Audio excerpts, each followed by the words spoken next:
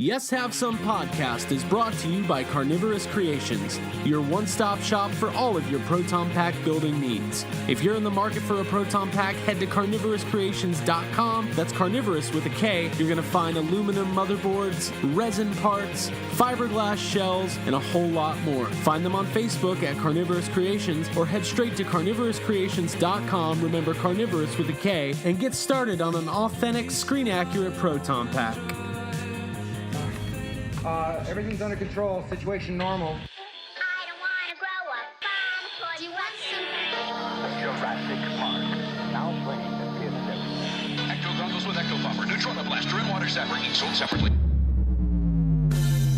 From the corner penthouse of Spook Central all the way to Star Killer Base, this is Yes Have Some Podcast. Do I? Yes, have some. Yes, have some. You know, they told me you people were conceited douchebags. The only place in the multiverse where you can love the book, hate the movie, but still buy all the toys. I'm afraid you're just too darn loud. I'm not looking for a friend. I'm looking for a Jedi Master. What? Please remember to hold on to your butts and get ready to get stressed. With your hosts, Craig Goldberg, Abigail Gardner, and Jacob Walsh. Hello, everybody. Welcome to Yes Have Some Podcast, episode 111. That's 111 for you. My name's Craig Goldberg. I am here. Wait a minute. Why did I just explain the numbers? That's a 111 for those of you who don't know what. Just gotta make sure. Just gotta make sure. That looks like. Hey, some people. What if they thought it was different? What if they thought I didn't know what I was saying? What if they thought I counted like 108, 109, 110, 111, 112? Hi, everybody. Jacob Walsh, how are you, man? I'm good. How are you guys? Great. We're doing something a little bit different. We're doing the intro to our episode after the episode. Mm-hmm. This is very strange. We're just gonna tell them. So now they know that we're acting like we didn't already do this interview. It's like having dessert first. Yeah, we're eating dessert before the dinner. I'm actually eating a Crunch Bar, so I am. Why are you eating a Crunch Bar? Because we earned it. We did. In a couple of minutes, we are going to be playing for you the interview that we just did with Ghostbusters' daughter, author, Violet Ramis Stiel. Obviously, Violet is the daughter of Harold Ramis. She wrote this book about her life and her dad.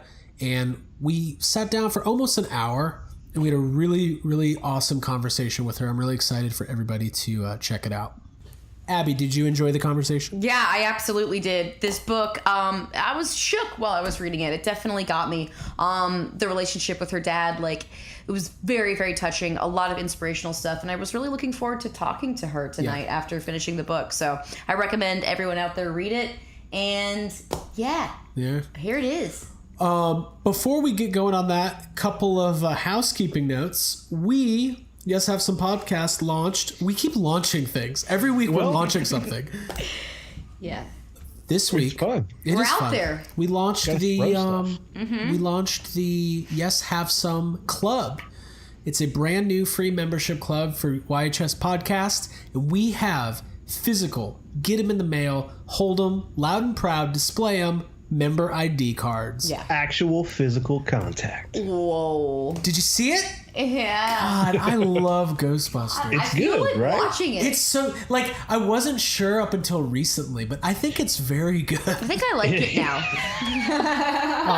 No, so we launched the YHS Members Club, and what it is it's a way for us to connect with our audience. It's completely separate from Patreon, and what you do is we have the link on Facebook, on Instagram. You sign up, you give us your name, your address, and you get in the mail a brand new, spanking new, I should say, member ID card. Spanking new? Brand spanking new. That's what the phrase is. I feel like Ace Ventura. Anyways. Try.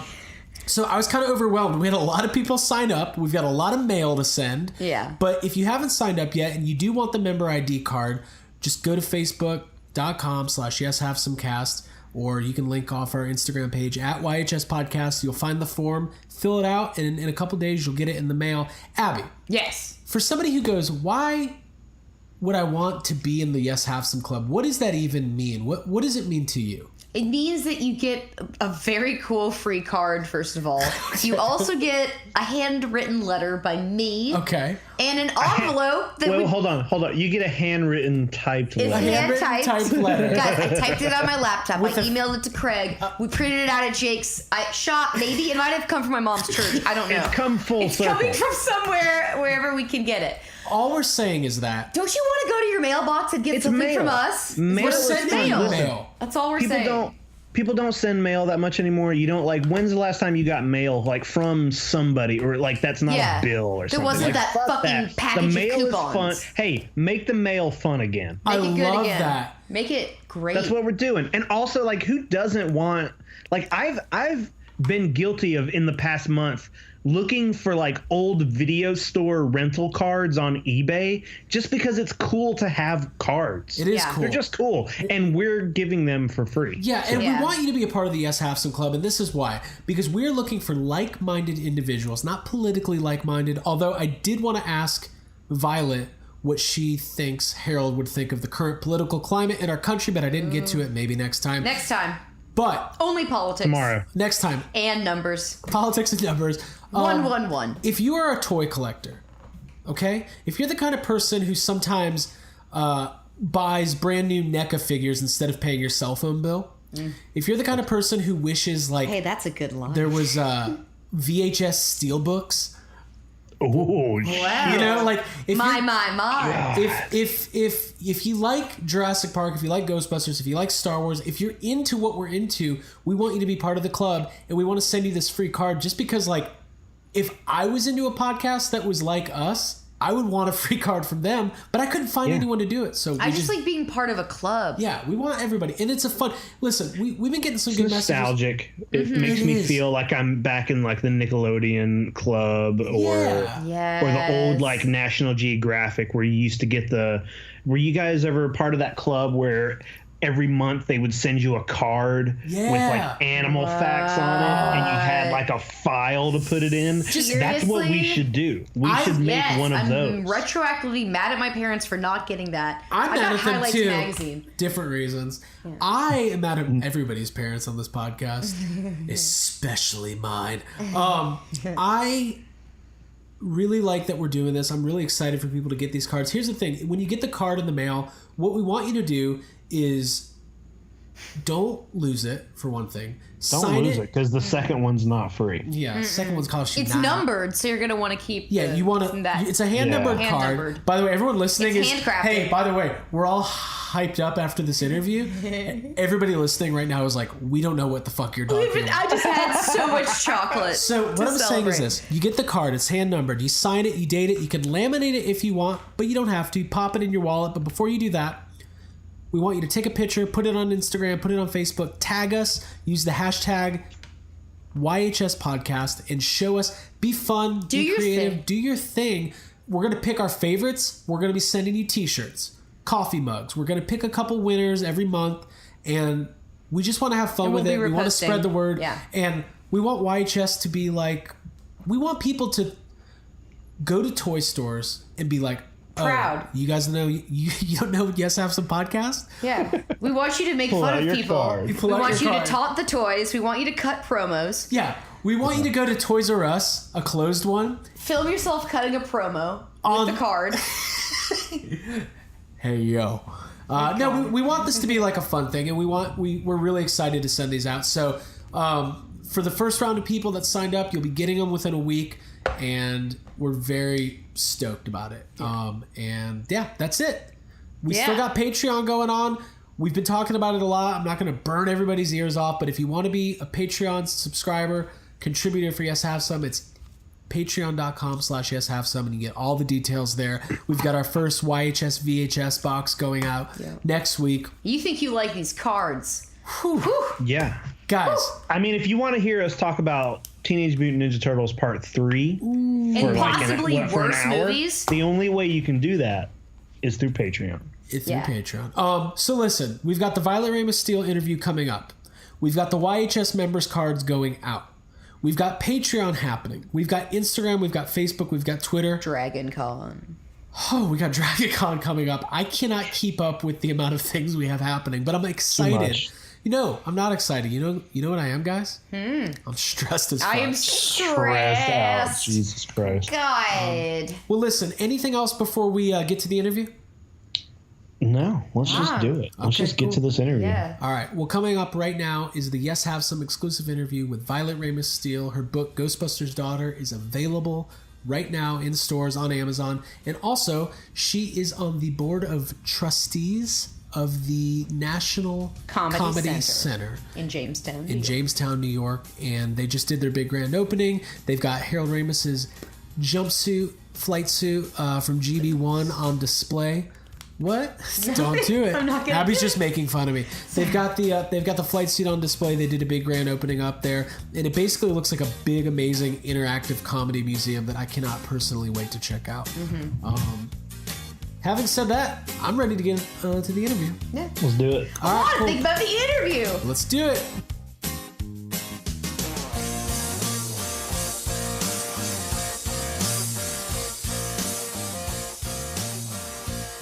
All right, everybody. Hello, welcome back.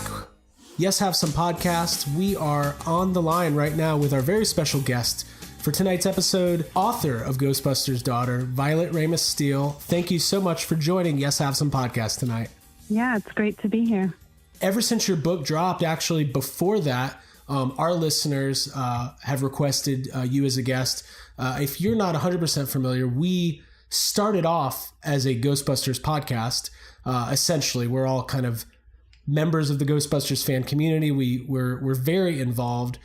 So to have you on is obviously a very special thing for us. So we really appreciate it. Yeah, absolutely. Oh, thank you. Yeah. And we really enjoyed reading the book too. So yeah, we've all read the book. Yeah. So we're ready to chat with you about it. I guess I don't even know really where to start. I guess I just want to ask you, what has your experience been so far since putting the book out? I mean, you've been doing some appearances.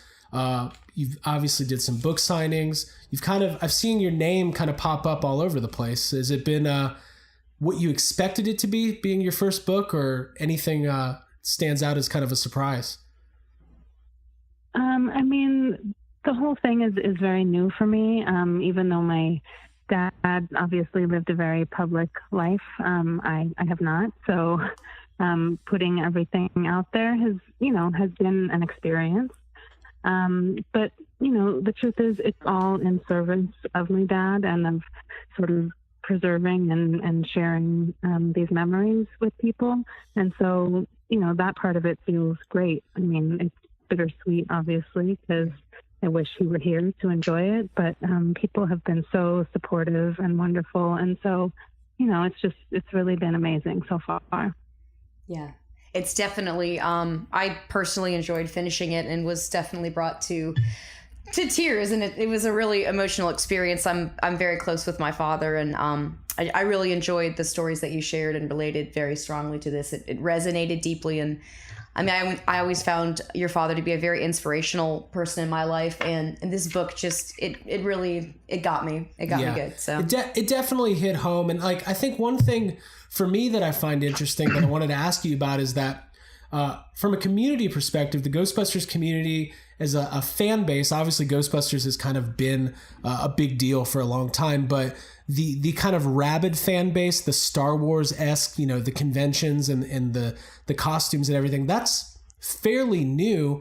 And I don't know if that's something that that Harold really had a chance to experience firsthand, as far as, people showing up in costumes and building proton packs and all of that. Do you think he would have enjoyed that? Because, in the book, he kind of had that balance. You kind of portrayed it as definitely very private, but also living in the public eye for a very long time.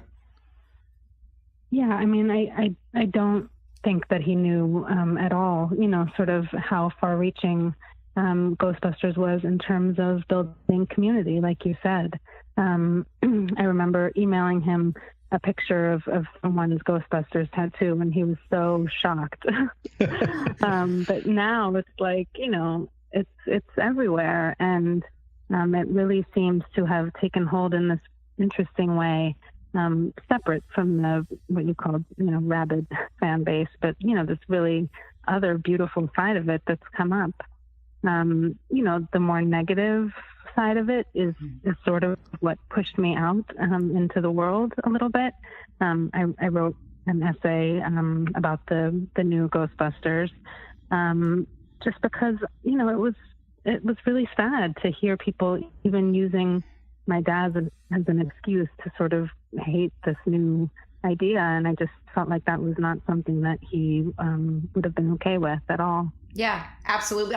I am right there with you. Actually, the origin of this podcast, obviously we love the original Ghostbusters 2, but when Answer the Call was coming out in production, the three of us literally started this podcast because we were excited about that movie and there wasn't a lot of positivity being generated about it. So that's kind of how the conversation started with us. And I personally also wrote a couple things about that movie defending it and felt just as strongly as you're saying you did, because yeah, there was some really disgusting hate surrounding it that didn't need to be there. Yeah. I think that stuff gets it gets pushed out, but it kind of, especially with the internet, it's on the forefront. But for the most part, fan communities in general, but specifically Ghostbusters, and now you're experiencing it firsthand, people are pretty nice and pretty positive, and you kind of have to just take a giant step over some of the nasty stuff. They're nice in person, but on the internet they'll say like whatever they want. So absolutely. Yeah. So that's interesting when you mentioned that you didn't feel that he really knew how far reaching it was. Obviously, as a movie, Ghostbusters has kind of been in the cultural zeitgeist for a long time, but I guess when you're a creator of something, you know, you see interviews with people from all walks of life, different artists, you know, filmmakers, musicians, what have you.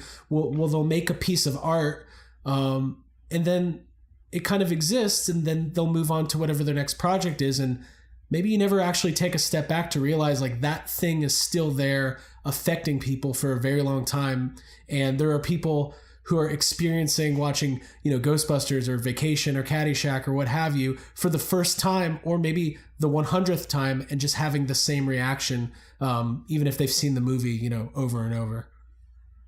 Yeah, I mean, I think he definitely got and appreciated how popular it was.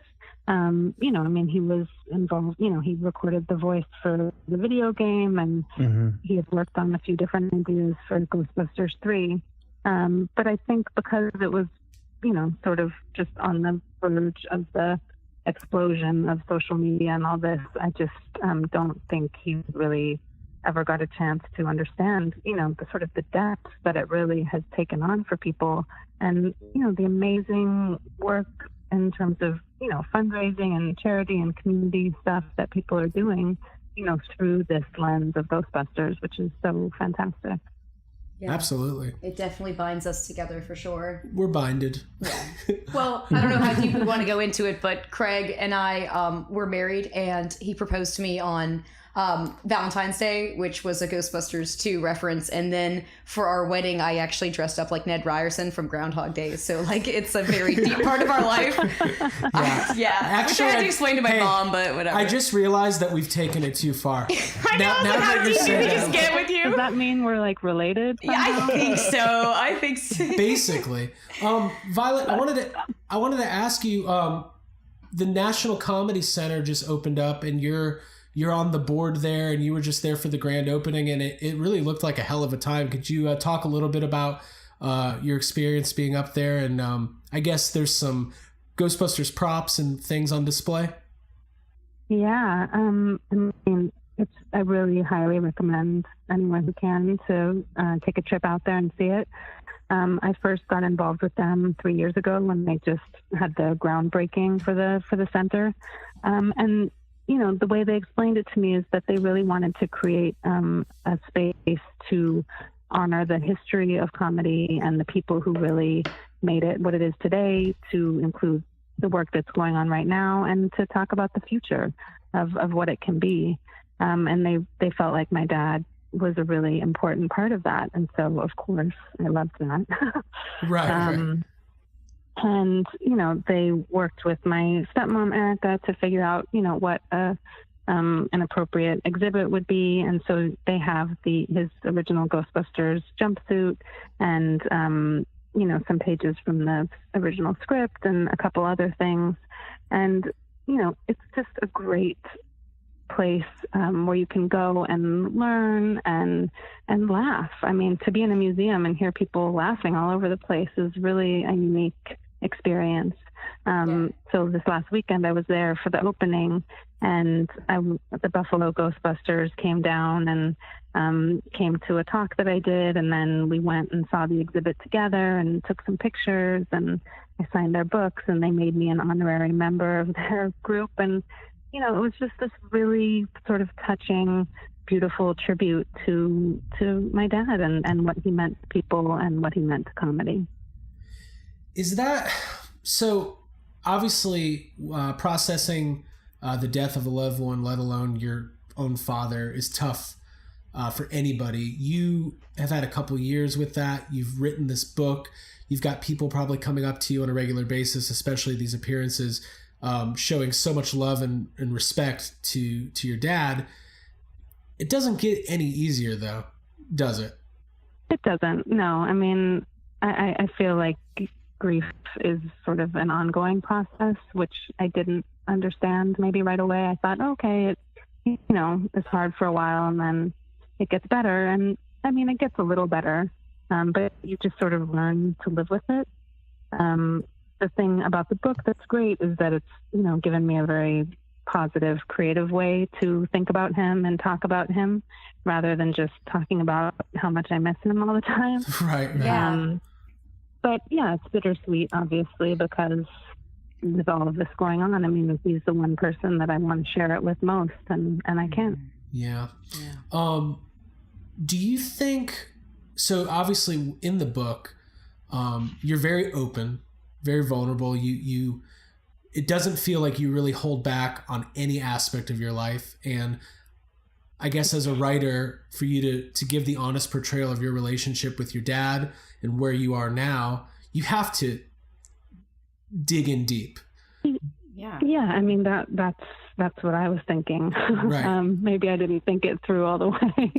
Well, who doesn't? Yeah. I really appreciated that vulnerability and like the way that you talked about gray area and like nothing in life is perfect. Like that's one of the tenets of like, what all the Buddhishness and like that stuff like really connected with me, and specifically like those conversations with Rainn Wilson, like the on whatever those videos were on YouTube. I watched those actually like back during a pretty difficult time for me when I first quit drinking. I was watching those videos and watching Ghostbusters like very religiously, and it was a huge like part of like galvanizing and catalyzing like this creativity in me, and like it really inspired me. And obviously it's really cool that you're able to talk about your relationship with him and like analyze it in that very honest way, because it's not perfect. Life isn't perfect. There's pain and suffering and difficulty, but like your approach and viewpoint is very refreshing in this book. So thank you for writing it from me.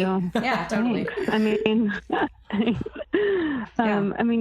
was so much a part of who he was, and even though he was known for comedy, he was a deep thinker. He really wrestled with, sort of the big ideas and philosophy and psychology and spirituality.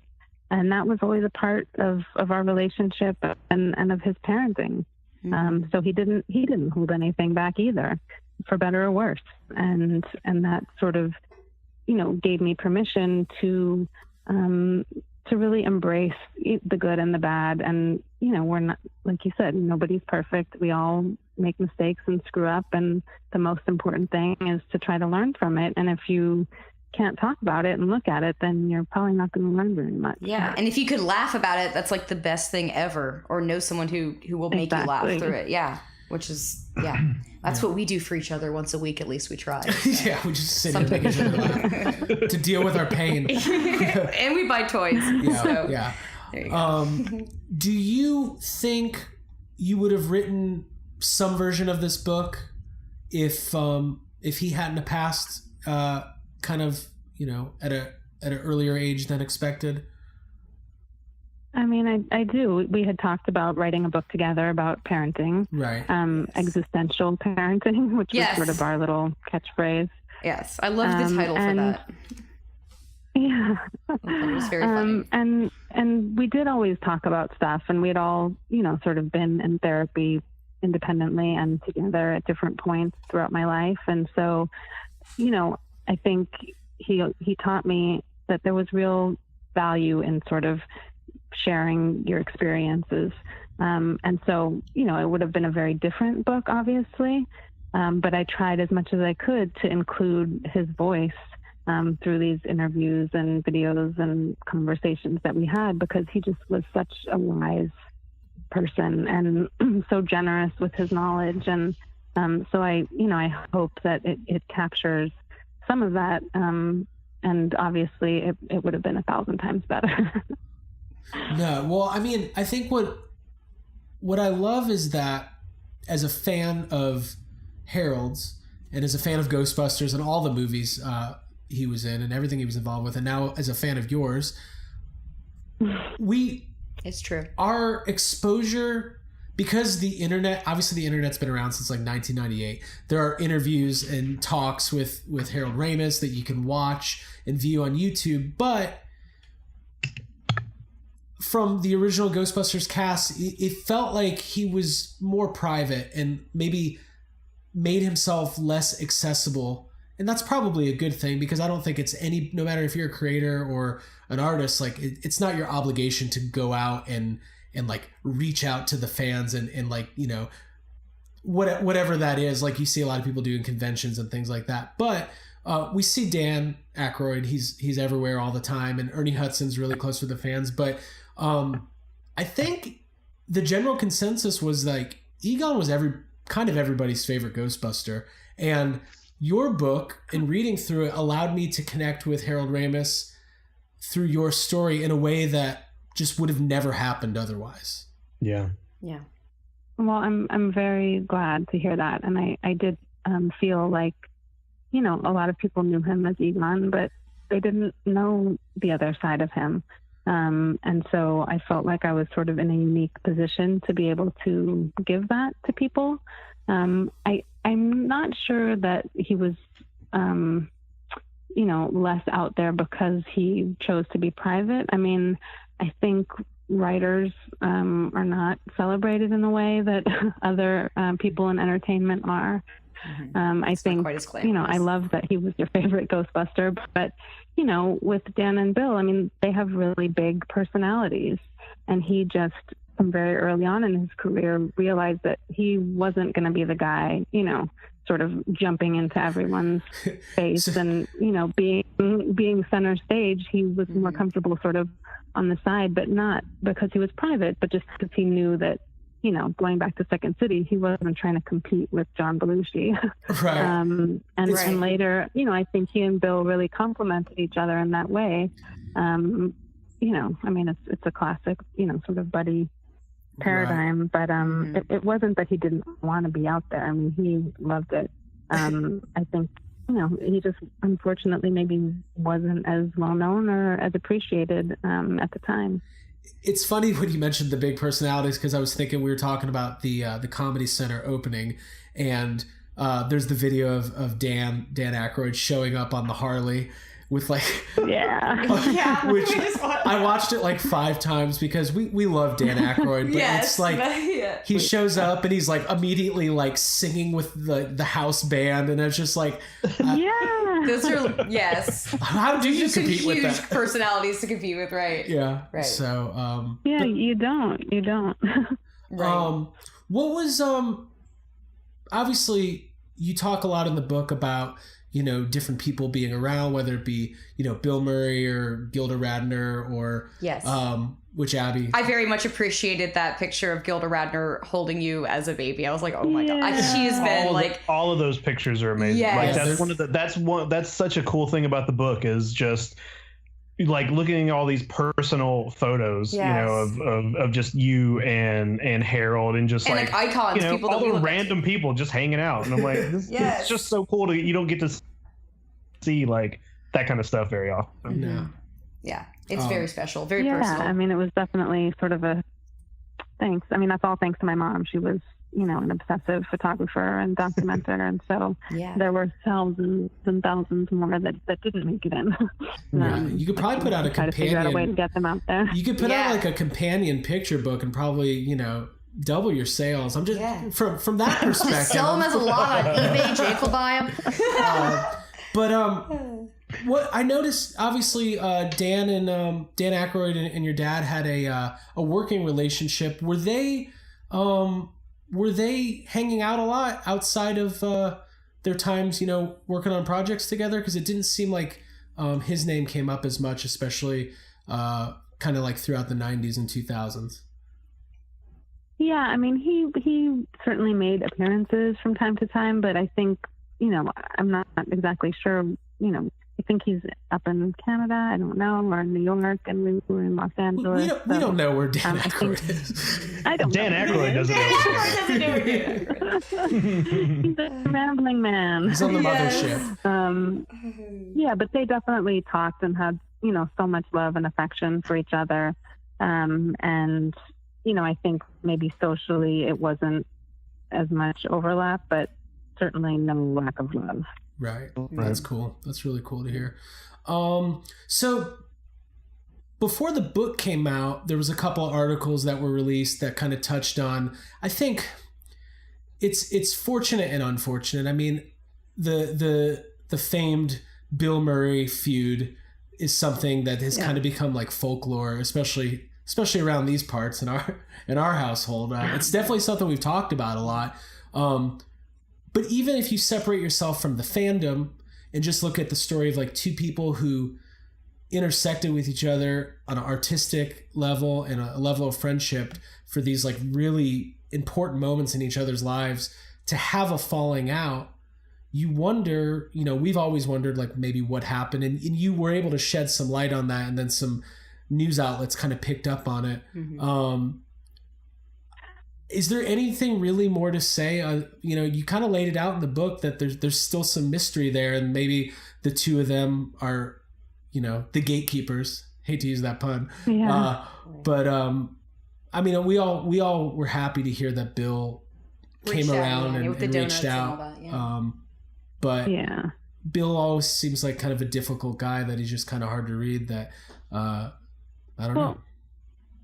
Yeah, I mean, I think part of what draws people to him is that he's totally unpredictable. So you never know what you're going to get. And, that cuts both ways. And, I think just like you said, no matter what happened between them personally, I mean, they did share many years of friendship, and they created so much amazing, wonderful work together. And that will always be there as a testament to their camaraderie and their creativity and their bond.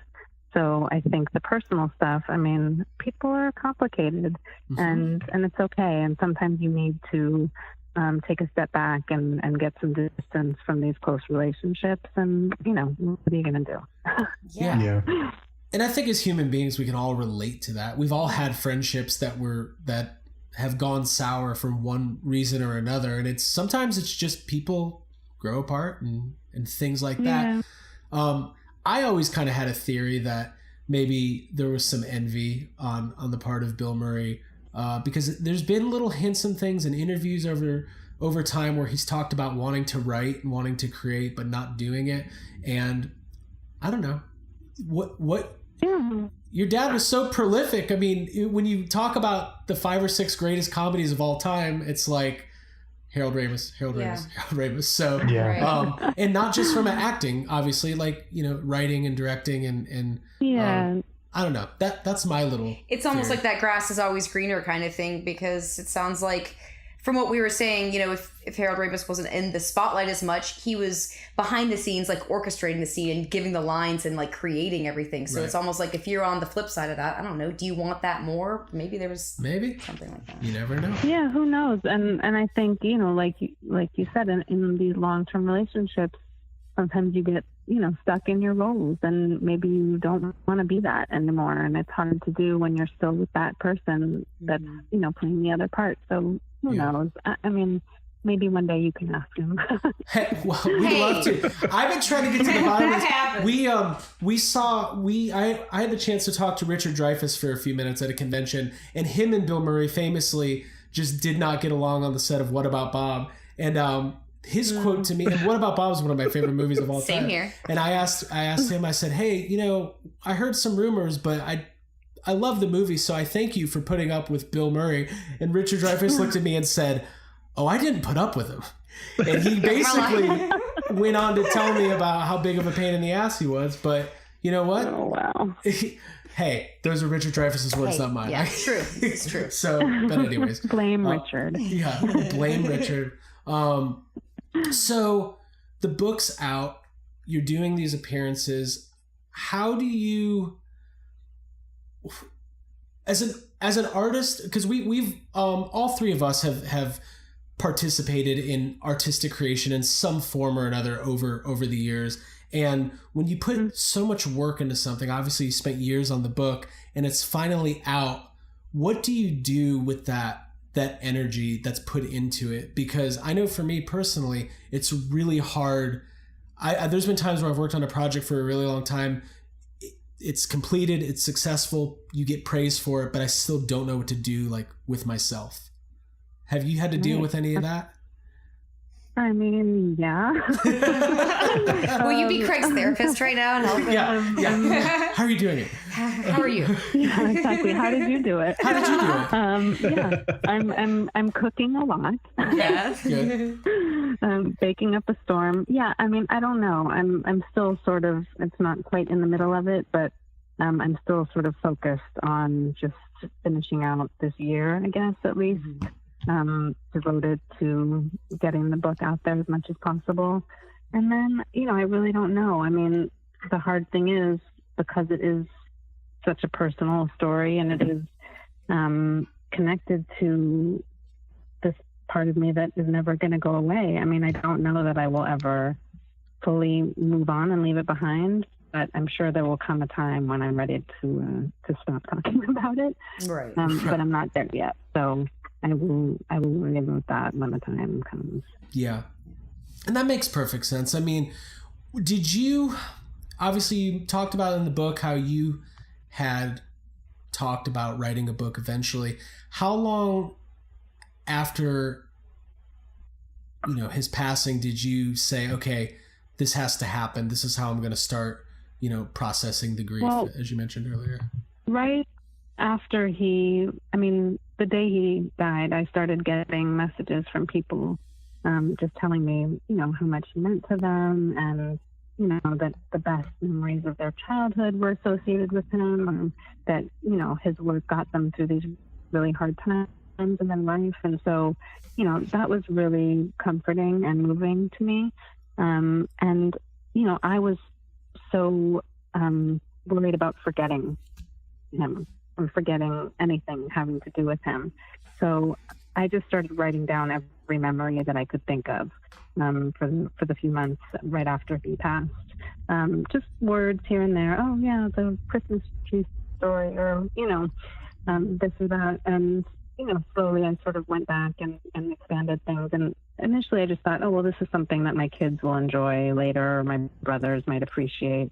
But then the support of his fans and colleagues sort of coalesced with this thing that I was doing, and I just realized, oh well, maybe I should share this a little more widely, because I feel like I could give people something to sort of help them with their sense of loss that they were going through, since they had helped me. So it was a pretty natural progression, and yeah, I mean it seemed like a long time, but I think it was pretty fast in the world of how much time it could have taken. Yeah. That's very cool that you're able to transfer out, and it sounds very therapeutic to record those stories, and especially if they were initially just for your family, but to realize that there's a greater world of people that also will benefit from hearing that. And there's so many touching stories and so many things in there that I personally was able to take. That's a very cool way to get some positive closure on those kind of things. Yeah. I think that's awesome. And it's really special too, because I've kind of alluded to it a couple times, because especially the way news is reported these days, and the way that everybody's kind of under a spotlight, when he passed, because the choice was made by you and your family to it was more of a private thing, and like he had obviously been sick for a couple of years. It hit majority of people like, oh my gosh, this is completely out of nowhere. Do you think, and you talked about it a little bit in the book, do you think, I don't know, I don't even really know how to ask the question, but because it was so private and then it became like overnight, like everywhere, then you mentioned being able to like go onto social media, look up the hashtags, look up the images and take comfort. But I guess that it was kind of a shock for all of the fans. So I guess I just am trying to express my deepest sympathies, because it was a bummer on the highest level. Yeah, I mean, obviously there's no good way to die. Right. It was painful. Even after 4 years of illness, I mean, it was still a shock to me. So I can only imagine how much more for people who didn't know that he'd been sick. Yeah.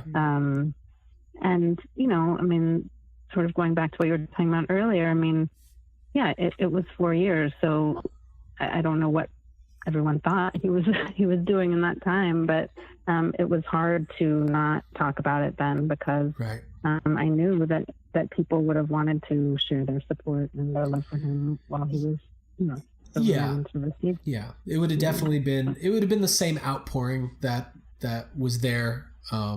Anyways, because there was. I mean, I know that I was definitely taken aback. But yeah, I did want to bring up one of my favorite anecdotes in the book was the Cheesecake Factory incident. It really made me laugh, and no spoilers, but there was an incident at a Cheesecake Factory where you guys were waiting and he got frustrated because, you know, he's like, I directed Caddyshack, damn it, you know, give me, where's my seat? But it was such a human thing to relate to, because I was like, I've gotten mad at Cheesecake Factory waiting for a table, because for some reason that place is so busy all the time. But those kinds of moments from the book, like those kinds of connections are so special. And like the fact that you shared them in there, those are the things like, yeah, it's cool to hear about the movies. It's cool to hear about being on set and, you know, Bill Murray and hanging out with PJ Souls and Bill Murray. Hanging out with PJ Souls. That stuff's great. But those human moments are why I would recommend this book to anybody who is either a fan of Harold's work or just wants. I'm always interested in learning about getting that peek inside of somebody's life that is in the spotlight, because everything you see is not all, you know, we're all human beings. We're all just living life. Yeah. Especially for someone like, especially for someone like him, or you know, for like when you're fans of somebody like that for so long, like we've been, you know, following his work or watching Ghostbusters like literally since we were babies. And when that's all you know of somebody, and then finally you always wonder like what people are like in real life, and you're like, I bet he's probably a cool guy, you know what I mean? And then to read the book and basically get his entire life, it's just like he was a cool guy. Like it's very cool. I was right. I was right the whole time. It's just very cool to like finally, I don't know, it's almost like you get to know him a little better. You know, like obviously we don't know him, but that's the closest it can be for us, and it's very cool to you know, like you see all the times when, you know, you were just talking about Craig, like when it became public, when he passed, and you know, like we live in a world now where like every time a celebrity passes, it's immediately on Facebook, and everybody's like posting about it, and it's a constant thing. And I remember like when it happened with Harold, like, that was the first time that I was ever like, oh my God, like it was the first time it was like ever really affected me, you know, and all of us. It was a big deal. So like getting to read the book and just learn and see those pictures and just like exactly like the Cheesecake Factory thing, it's amazing. Like it just feels good. That and the anytime you were describing an interaction with him and one of your boyfriends at whatever stage of life, I loved it, because like I know how my parents were with my significant others, Yep. and it's such a relatable thing. Yep. I brought home a lot of tattooed dudes, and yes, I had some tumultuous teenage years. I was like, this was hitting home with me on so many levels. So yes, understand. Yeah, I mean, because we all go through it, and as great of a guy as he was, I mean, he certainly had his moments. Cheesecake Factory being one of them, and I love that. you know, some people have called the book a love letter. To him. And, you know, in some ways it is, but I think what really makes you love someone is seeing all the sides of them, and even the not pretty sides. Yes. And realizing, okay, well, that was a very unfortunate example of who you are. But I'm having a very strong reaction. Again. Right. Yeah, I love you. Right. Yeah. So, you know, I'm glad. But embracing all those facets and accepting them for what they are, like, yeah, that's part of life, and it's good and healthy to do that. So I remember a couple years ago when George Carlin's daughter released a book. And there was it was the same kind of thing. The news cycle, they try to kind of pick up on the more like salacious stories, and like the ones in that book were like, you know, cocaine fueled fights with steak knives and just crazy stuff. Nothing like, but and I know I think she's on the same advisory board. Were you able to connect with her or anybody else that was? Yeah, I want to kind of learn about that. I first met her 3 years ago when I went up to Jamestown for the groundbreaking, and her book was just coming out then. And so, I mean, she is a wonderful person and so generous and just really, really lovely. And it sort of, you know, it felt like it gave me permission to do this. Actually, Melissa Rivers was also there, and she had written a book about Joan Rivers. And so I just thought, oh, okay, this is something that people do. And it's okay, because there was some hesitation, like, I don't, you know, I'm not trying to, like, capitalize off of his memory or, you know, sort of ride his coattails or whatever it is. You know, I just really wanted to, like I said, to share him and my experience with him. And so talking to Kelly about her experience was very validating for me. Yeah, she's great. Yeah. That's really cool. And similar in ways that, I mean, from in the stand-up world, George Carlin is, you know, arguably an innovator and the greatest of all time. And like, and it's funny when Jake mentioned earlier, like watching these movies since we were babies, when I was born in 1984, and I was given a movie education by my dad at a very young age. And like at 3 years old, I was like watching and memorizing Stripes. Yeah, I've got which is Stripes and that's unusual. Yeah, well, I should write a book. I should write a book about my dad. It'll just be called Podcaster's Daughter or Son, whatever I am. It's whatever you want to be.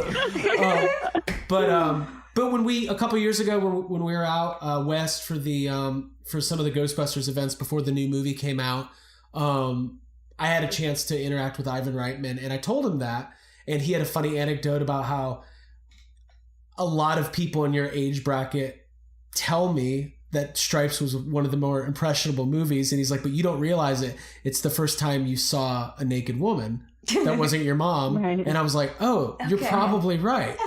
Yeah. And then I called my dad. I'm like, what's going on? I was 4 years old. Calm down. But he didn't start you off with Animal House, at least. Exactly. But it's interesting because, you know, when you're taking in these films as a kid, it's one thing. But like, I remember pretty vividly when it dawns on you at 10 or 11 or 12 years old, when you start realizing what a director is. Like, you just watch movies as a kid, and then when you start thinking, oh, there's a writer and there's a director, and you're like, wait a minute. Yeah. Harold Ramis, Egon, directed Vacation. Yeah. Like, what? But as a 12-year-old, I was like, why wasn't he in it? Why didn't he put himself in it? So, yeah. So, I mean, those are some of the more fond movie-going and movie-watching experiences of my lifetime have been directly related to to your dad. So yeah, same. It's special on a level that I can't possibly explain. Yeah, well, you're doing a great job. Yeah, well, we're trying. We're not going to reboot Vacation. They tried their best. It's hard. In general, I know you mentioned the Ghostbusters stuff earlier, and it you know, there's no reason to really. We all know what happened there. It was pretty bad. As far as like people tackling and remaking properties that are so closely tied to you and your family, do you have any general feelings on that, or do you just kind of have to go by what maybe you think your dad would have thought? I mean, sure. I mean, we all have feelings about everything. I mean, but I don't feel like, you know, any of this is sacred. I mean, it's comedy, it's art. It's meant to spark more creativity and conversation. And I just feel like, you know, yes, there's sort of maybe a downside to just rebooting the same ideas over and over again, and not pushing into new territory. I get that too, and some of them are certainly less creative than others. But I do feel like it's all fair game, and he wasn't precious about things or territorial. He was, you know, he really got his start in Second City, and that taught him how to be generous. The whole point is, you know, make the other guy look good. And so that's what he was really great at doing. Yeah.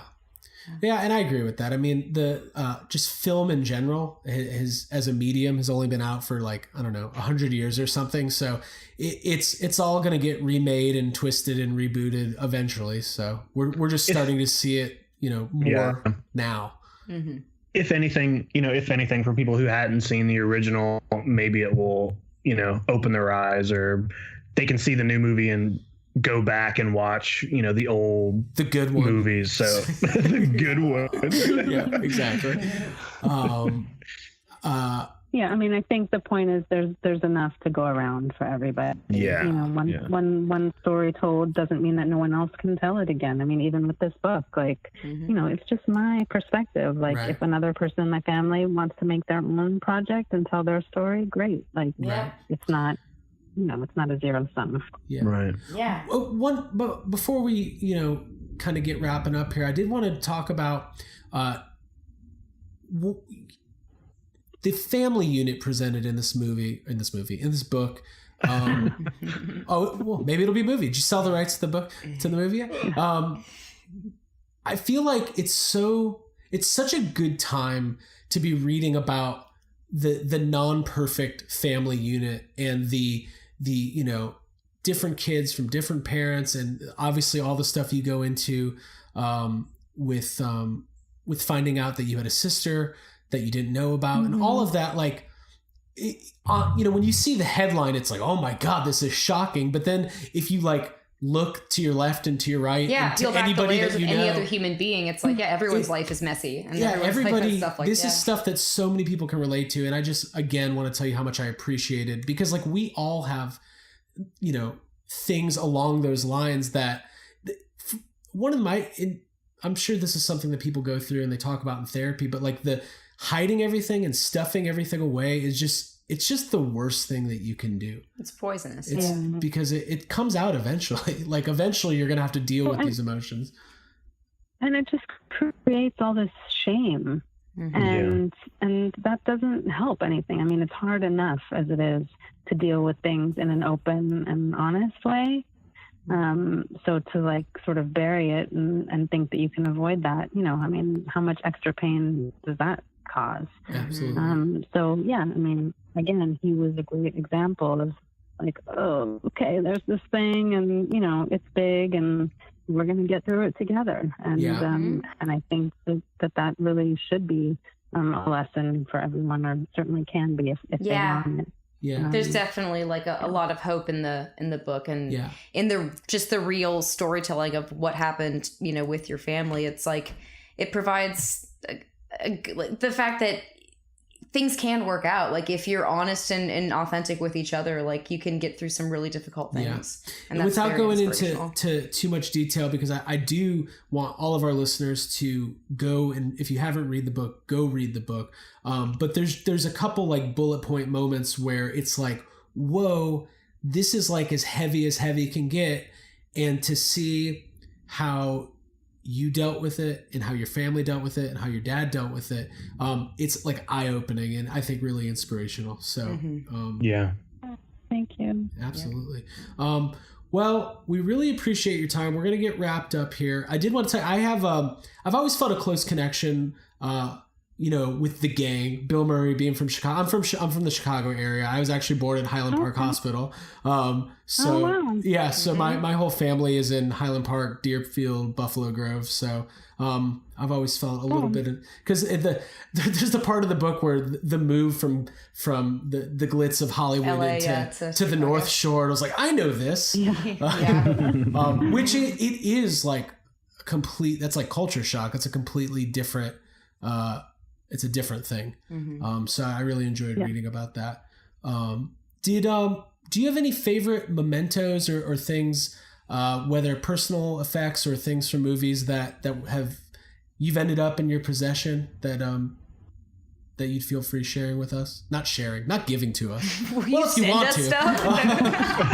Here's the part we ask you stuff. Yeah. Just things that you have that you think might be kind of cool. I do. I mean, he was kind of a crafty person, strangely.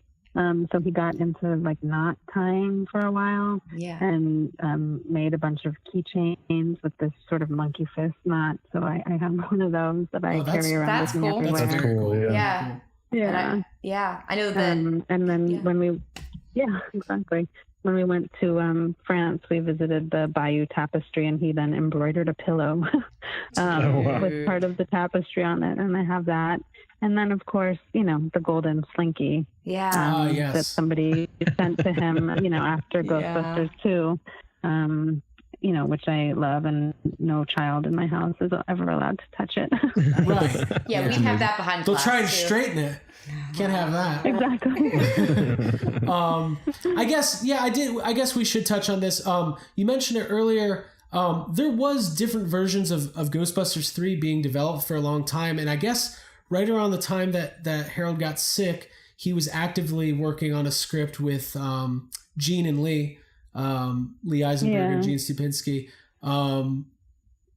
Do you think he was passionate about that, or was it just something? Because there's a famous interview, I've watched it many times, which the best quote, it's a Harold Ramis quote, and he says something along the lines of like, the world will be fine if there's not a Ghostbusters 3. Like everybody will be okay.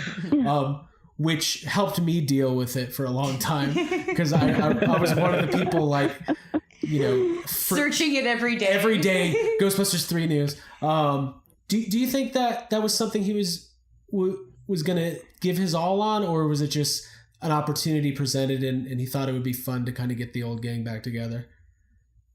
Yeah, I mean, I don't think he was so passionate about it or felt like it needed to happen. I think, part of that may have been, that you can't really recapture what the first film was. I mean, Ghostbusters 2 is great. I would be amazed if somebody argued that it was greater than the first one. And so I think there's a lot of pressure. I think he would have happily done it had everything come together in the way that it needed to. But it didn't. And so he was fine with it. Yeah. He was really, so proud of what they had created. And I think it was a really joyful experience back then. And he was lucky enough to have that on most of his projects. So I think he wasn't one to try to force something that wasn't fitting. Right. No, that makes perfect sense. That's good to hear. Yeah. That's good to hear. That's good to hear.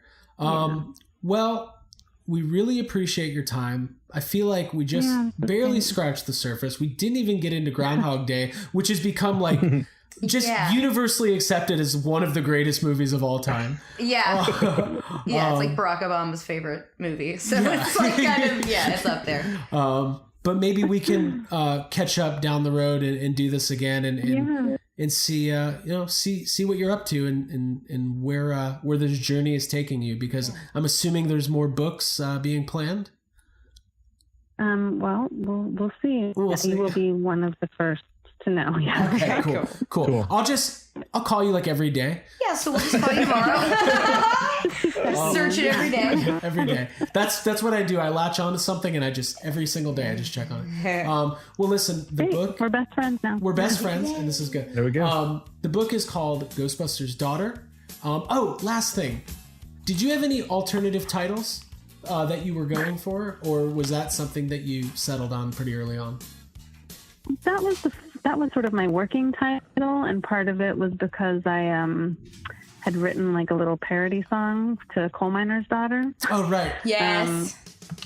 And so that just, was sort of my own funny joke. And then, when the publishers got involved, they liked it. And I was like, oh, okay, it's not exactly what I, imagined, but sure, let's go with that. You bring like this long, like you spend like months and you have this long list of titles. And they're like, no, we'll just go with Ghostbusters' Daughter because that. It's succinct. It's good too.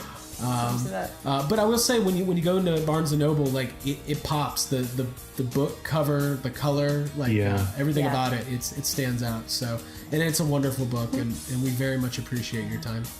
Absolutely. Thank you all so much. It was really great talking to you. Yeah, cool. Thanks for writing. All right, we'll catch up later. Thank you very much. Yeah, talk to you tomorrow. Bye. Okay, we'll call you tomorrow. Bye.